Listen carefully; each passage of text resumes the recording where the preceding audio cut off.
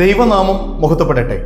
നോമ്പിലൂടെ അനുതാപത്തിലൂടെ അനുഗ്രഹം പ്രാപിക്കുവാൻ കാത്തിരിക്കുന്ന ഒരു ജനത തങ്ങളുടെ പിതൃക്കളെ അനുസ്മരിക്കുന്ന അനുഗ്രഹീത ദിവസമാണിന്ന്. വലിയ നോമ്പെന്ന വലിയ ആത്മീയ തീർത്ഥാടനത്തിലേക്ക് പ്രവേശിക്കുന്നതിന് തൊട്ടു മുമ്പുള്ള ഞായറാഴ്ചയായി ഇന്ന് പരിശുദ്ധ സഭ സകല വാങ്ങിപ്പോയവരെയും ഓർക്കുന്നു. നശ്വരതയിൽ നിന്ന് അനശ്വരതയിലേക്കുള്ള പ്രവേശനത്തിന്റെ പ്രത്യാശ മരണത്തെ വെല്ലുവിളിക്കാൻ നമ്മെ ധൈര്യപ്പെടുത്തുന്നു.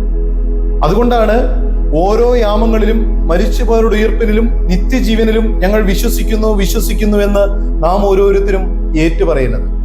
ഇന്നത്തെ വേദഭാഗം വിശുദ്ധ ലൂക്കോസ് എഴുതിയ സുവിശേഷം 12-ാം അധ്യായം 32 മുതൽ 48 വരെയുള്ള വാക്യങ്ങൾ.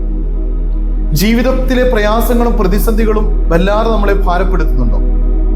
ദൈനംദിന ജീവിതത്തിലെ നീറുന്ന പ്രതിസന്ധികളിൽ ഭാരപ്പെടുന്നവരെ നോക്കിക്കൊണ്ട് കർത്താവ് പറയുകയാണ്, ചെറിയ ആട്ടിൻകൂട്ടമേ ഭയപ്പെടേണ്ട, നിങ്ങളുടെ പിതാവ് നിങ്ങൾക്ക് രാജ്യം നൽകുവാൻ പ്രസാദിച്ചിരിക്കുന്നുവെന്ന്.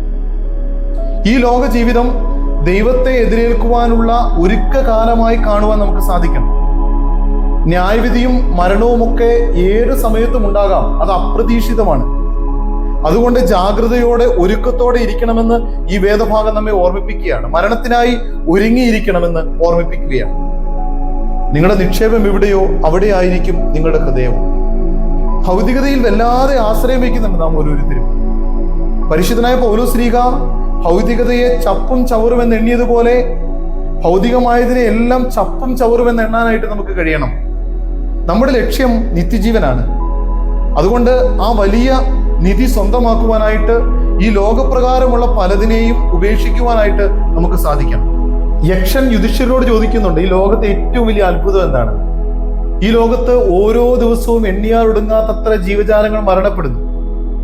ശേഷിക്കുന്നവർ വിചാരിക്കുന്നു തങ്ങൾ മരിക്കുകയില്ലെന്ന്, അല്ലെങ്കിൽ തങ്ങൾ ഈ ലോകത്ത് എക്കാലത്തും ഉണ്ടാകുമെന്ന്. ഇത് തന്നെയാണ് ഈ ലോകത്തിലെ ഏറ്റവും വലിയ അത്ഭുതമെന്ന് യുധിഷ്ഠിരൻ മറുപടി പറയുകയാണ്. മരണം പ്രതീക്ഷിക്കാത്ത മനുഷ്യ ഏത് സമയവും കണക്കുകൂട്ടലുകൾ തെറ്റിച്ചുകൊണ്ട് മരണം കടന്നു വരും. എത്രയോ അനുഭവങ്ങൾ നമ്മുടെ മുമ്പിലുണ്ട്. എന്നിട്ടും എന്താണ് നാം ആരും മരണത്തെ പ്രതീക്ഷിച്ച് ഒരുങ്ങിയിരിക്കാത്തത്? ഓരോ ദിവസവും ഓർക്കേണ്ട ഒന്നാണ് മരണവും ന്യായവിധിയും നരകവും മോക്ഷവും ഒക്കെ. വിശുദ്ധ യോഹന്നാൻ ശ്ലീഹ എഴുതിയ സുവിശേഷം 11-ാം അധ്യായത്തിൽ എന്നിൽ വിശ്വസിക്കുന്നവൻ മരിച്ചാലും ജീവിക്കുമെന്നുണ്ട്. ദൈവസന്നിധിയിൽ വറ്റിപ്പോകാത്ത നിക്ഷേപം കാത്തു സൂക്ഷിച്ച വാങ്ങിപ്പോയവരെ നമുക്ക് ഓർക്കാം. ഒപ്പം നാം പോകുമ്പോൾ കൊണ്ടുപോവുക സുഹൃതങ്ങൾ മാത്രമാണെന്ന ചിന്ത നമ്മെ കൂടുതൽ ഒരുക്കമുള്ളവരാക്കി തീർക്കണം. ഒരുക്കത്തോടെ ജാഗ്രതയോടെ ഇരിക്കണം. ഇവിടെയുള്ളതെല്ലാം ഉപേക്ഷിച്ച് പോകേണ്ടി വരും. സ്വന്തക്കാർ മാത്രമല്ല, സമ്പാദിച്ചു കൂട്ടിയതെല്ലാം. അതുകൊണ്ട് ഒരുക്കത്തോടെ ഇരിക്കാം, ജാഗ്രതയോടെ ഇരിക്കാം. ദൈവം അനുഗ്രഹിക്കട്ടെ.